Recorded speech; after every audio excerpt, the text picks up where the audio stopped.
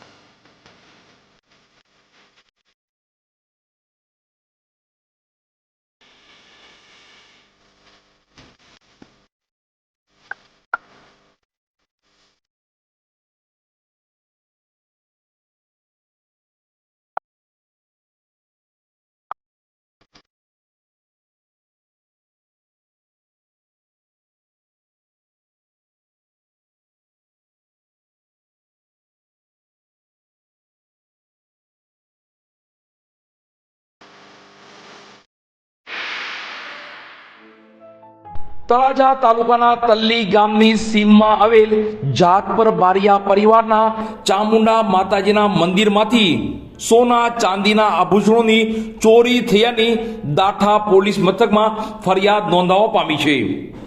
5.95 લાખની મત્તાની ચોરી થયાની વિગતો સામે આવી છે। ફરિયાદના આધારે પોલીસે તપાસનો ધમધમાટ આદર્યો છે। આ બાબતની વિગત જોઈએ તો તળાજા તાલુકાના તલ્લી ગામની સીમમાં આવેલ જાતપર બારિયા પરિવારના ચામુંડા માતાજીના મંદિરમાં ચોરી થયાની ફરિયાદ મહુવાના મોટા જદરા રોડ પર આવેલ વિપુલ સોસાયટી ખાતે રહેતા એવા વિજીભાઈ રવજીભાઈ બારિયાએ દાઠા પોલીસ મથકમાં અજાણ્યા ચોર સામે ફરિયાદ નોંધાવી છે। જેમાં ગત રોજ તારીખ 28/1/2026 રાત્રિના 11 કલાકથી તારીખ 29/1/2026 વહેલી સવારે 4 કલાક અરસામાં જાતપર બારિયા પરિવારના ચામુંડા માતાજીના મંદિરનું તાળું તોડી કોઈ અજાણ્યા ચોરો કોઈ અજાણ્યા ઈસમો આજથી 12 વર્ષ પહેલા ચડાવવામાં આવેલા સોના ચાંદીના આભૂષણો પૈકી આશરે 9.500 કિલોગ્રામ ચાંદી તથા 3 તોલાના સોનાના આભૂષણો મળી કુલ રૂપિયા 5,95,000ની મત્તાની ચોરી કરી ગયા હતા। આ અંગે દાઠા પોલીસે ગુનો નોંધી આગળની તપાસ હાથ ધરી છે। જોકે આ બનાવમાં તસ્કરો સીસીટીવી કેમેરામાં કેદ થયો છે તેવું જાણવા મળ્યું છે।